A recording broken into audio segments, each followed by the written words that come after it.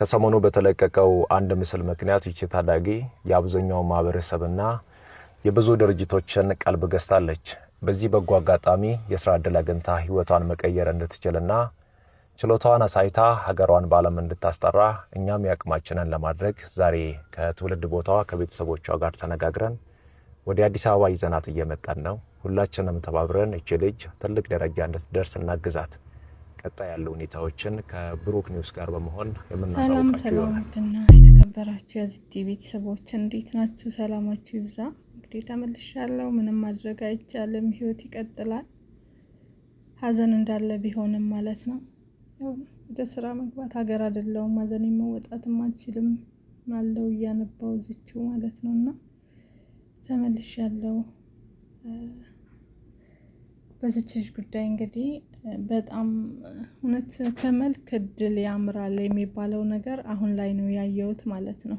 ለምን ካላችሁ እቺ እህታችን እንግዲህ በዛ በነበረችበት ውስጥ ማለት ነው በዛ በጫካ ውስጥ ማንንም በማያያት በማያቃት ሁኔታ ውስጥ ባለችበት ሰዓት ላይ አንድ ፈጣሪ የመረቀው ልጅ እንግዲህ በመንገድ ላይ አግኝቷት በውበቷም ተገርሞ እሱም ቪዲዮና ፎቶ ቀርጾ ለቋታል ማለት ነው።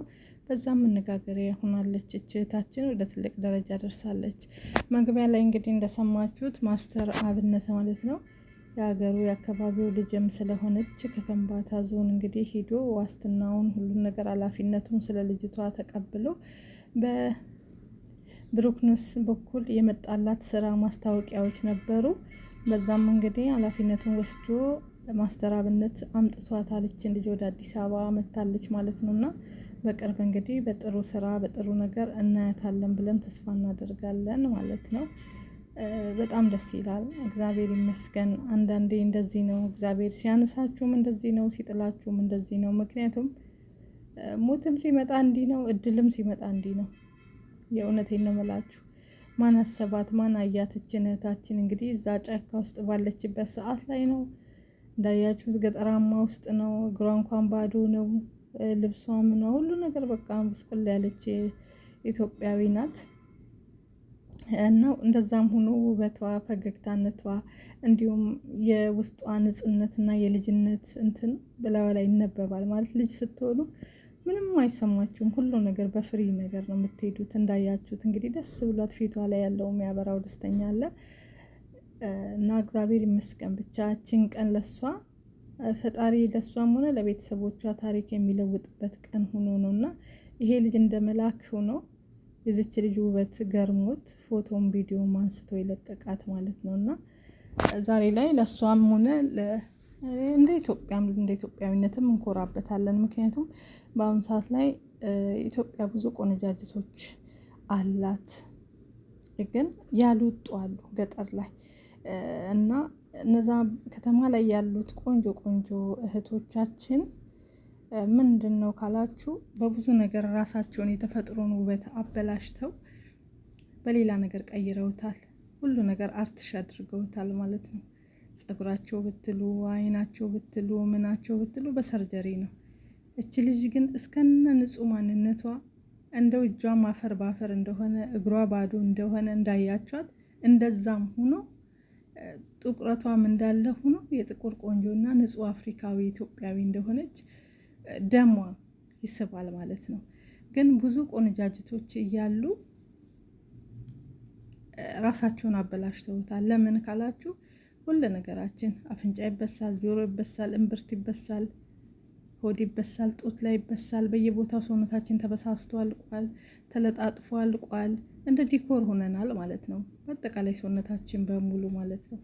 በተለይ ከተማውማ 10 አመት ከሞላት የከተማ ልጅ ገጠር ላይ እንኳን ይሻላል እንጂ የከተማ ልጅ 10 አመት 12 አመት ከሞላት ፊቷን ሁሉ ማትቀባባው ነገር የለም። ከመበሳሳቱም መቀባባቱንም ሁሉንም ትለምዳለች በቃ ማለት ነው። ስታይል ተቀይሯል። ያለንን ጸጉራችንን እየቆረጥን በዛ ላይ ሌላ የህንድ ምናምን ጸጉር እያመጣን ነው ላያችን ላይ የምናደርገው። እንዳያችሁት የተለያዩ ነገሮች የእውነት ነገር ሳይሆን ሁሉ ነገር የውሸት አድርገን ለማማር እንጣጣራለን ማለት ነው። አንዳንድ ኪሎ እንትን ተሸክመን ፊታችን ላይ ዱቄት ተሸክመን ማለት ነውና ያ ሁሉ ቀርቶብን እኛ ኢትዮጵያን በተፈጥሮ ቆንጆ ነን። በተፈጥሮ ውብ ነን። ጸጉራችንም ቆንጆ ነው። ብዙም ከርዳዳ የሚባል አይደለም። በጣም ምርጥ ምርጥ የሀበሻ ጸጉሮች አሉ።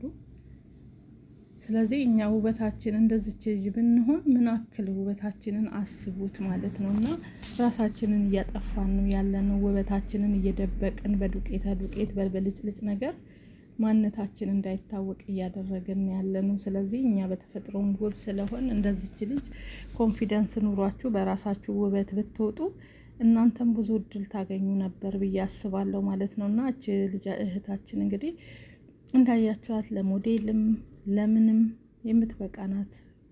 ቆንጆነቷ አበሻነቷ ብቻ ሳይሆን ቁመናዋ ረጅም ነው። አስቧት፣ እች ልጅ አሁን ጽድድት ያለ ልብስ ጸዳ ያለች ነገር ላይ ብትሆን፣ ምቾት ያለው ነገር ላይ ብትሆን በጣም አበባ ትሆናለች ማለት ነው። የጥቁር ቆንጆ ትሆናለች የበለጠ በዚህ ፈገግታ በዚህ ልጅነቷ ላይ እያማረች ነው የምትሄደው። የተለያየ ነገሮችን ጸዳ ጸዳ ያሉ ነገሮችን ብታደርግና አሁን እግዚአብሔር ይመስገን ለማንኛውም ብዙ ማስታወቂያዎች ብዙ ስራዎች ላይ እናያታለን። መጨረሻዋ እንዲያምር ሁላችንም ከጎኗ ሆነን እንደግፍ። አንድ ምስኪን የደሃ ልጅ የገጠር ልጅ የገበሬ ልጅ ናት ይች ልጅ። እግዚአብሔር ደግሞ አይቷታል፣ በጥሩ ቀንና በመልካም ቀን አይቷታል ፈጣሪ ማለት ነው። ስለዚህ እያፈረችም ነው አፏን እያያዘች ማውራትም ምንም አፍራለች። ይሁን እንጂ እንደዚህም እያለች ራሱ ታምራለች ማለት ነው። ሰውን የሚስብ በቃ ደሞ ይስባል በአጠቃላይ ማለት ነው። እንዲህ ሙና እንጂ አንዳንዶች ቁጭ ቆንጆ ናት ወይ እኔ ከሷ አልበልጥም ወይ ብዙ የምትሉ አላችሁ ቲክቶክ ላይ ማለት ነው። ራሳችሁን ጥለሸት የተቀባችሁ እየመጣችሁ እኔስ ቆንጆ አይደለሁም ወይ ብዙ ሞድ እየተያዘባት ነው ያለው። ግን ደስ ሊላችሁ ይገባል። አንድ የቁንጅና መወዳደር ትችላለች የተሻለ ነገር ካገኘች ማለት ነው። ሲቀጥል ማስታወቂያዎችን ብታሰሯት ብዙ ቆንጆ ቆንጆ ማስታወቂያዎች ብትሰራች ልጅ ቢያንስ ለቤተሰቦቿም ለእሷም ትንሽ ታሪካቸው ህይወታቸው እንዲለወጥ እንኳን ሰበብ ትሆናለች ማለት ነው። እና እንተጋገዝ እንተባበር እላለሁ። እናግዛት ይችን ልጅ። እኔ ደስ ብሎኛል። ለምን አንድ ምስኪን የደሃ ልጅ ናት።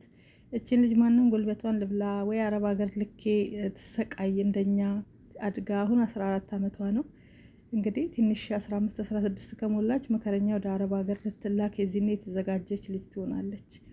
እግዚአብሔር ግን በአሁኑ ሰዓት እንደዛ ነው። ትማር ልጄ የሚል የለም። በተለይ ሴት ልጅ 15 ዓመት ከሞላት ፓስፖርት ታውጣ አረብ ሀገር ትሄድ። እንደዛ ነው ስራቸው ማለት ነው። ኢትዮጵያን የገጠሩማ ብሶበታል ማለት ነው። በተለይ በቃ ተሰደው አልቀዋሉ። ስለዚህ ያን ሁሉ ስቃይ እንዳትቀምስ ፈጣሪ እችን ልጅ ሰበብ አድርጎ በሀገሯ ላይ ለሀገሯም ኩራት እና ለሀገርም ኩራት ትሆናለች ብዬ አስባለሁ። እሷ እንድትበረታታ ሁላችንም የበኩላችንን እንወጣ። የምታሰሯት አሰሯት። ማስተራብነት ከልብ እናመሰግናለን። እንግዲህ ይህችን ልጅ ሂዶ ኃላፊነት ወስዶ ከቤተሰቦቿ ጋር አውርቶ ወደ አዲስ አበባ ይዟት መጥቶ የተለያየ ስራዎቹ ደግሞ የመጡት በብሩክ ኒውስ አማካኝነት ነው። እንፈልጋታለን ብለው የተለያዩ ማስታወቂያዎች እና በጣም ያማረ እንደሚሆን እርግጠኛ ነን። በጥሩ ስራ በጥሩ ነገር እናያታለን። እህታችንን ሰናይ እሷ በለቀቀችው አካውንት የሚከፈትላታል። ላይክ ሼር እናድርግ ማለት ነው። እችን ልጅ እናበረታታት፣ ትደግ እስኪ እንደኛ አትሰቃይ። እሷም ሆነ የቤተሰቦቿ ታሪካቸው ይለወጥ፣ ያውም በሀገራቸው ላይ ዓለም አቀፍ ትሁን። ኢትዮጵያንም ታኩራ። ቆንጆ ናት። እውነቴን ነው የሚስብ ነገር አላት። በቃ ማለት እውነት ነው። ከዚች የበለጡ ስንት ውብ የመሰሉ ሰዎች አሉ፣ ሴቶች አሉ፣ ኢትዮጵያውያን አሉ። ይሄ አይካድም አሉ። ግን እች ልጅ በቃ ይስባል። እንትኗ ፊቷ ደሟ ይስባል። ስታዋት ደስ የሚል ነገር አላት ከፈገግታዋ ጋር። እንደዚህ ጥቁር እንኳን ሆና ያውም እንዲህ ብስቁል ብላ አስባችኋታል? የለበሰችው እግሯ ባዶ በጣም በሚያሳዝን ሁኔታ ማለት እንደ ማንኛችንም የድሃ ልጅ እኛ እንዳደግነው ሆና ነው ያለችው። ግን እዚህ ውስጥም ሆኖ የሚጣራ ነገር አለ፣ የሚስብ ነገር አለ። ስለዚህ ይሄን ደግሞ ፈጣሪ ይሄን ልጅ እንደ መላክ አድርጎ ካደረገላት እኛ ደግሞ ለምንድን ነው የምንተባበረው? ላይክ ለምን አናደርግም? ቢያንስ እኛ የዚችን ልጅ እንጀራ መክፈት እንጂ መዝጋት የለብንም እላለሁ። እንድታበረታቷት ጥሪ አቀርባለሁ ማለት ነው። እግዚአብሔር እንጀራዋን ያውጣ፣ መጨረሻዋን ያሳምር እህታችንን እና ታሪክ እንደዚህ ይለወጣል። እግዚአብሔር ይመስገን።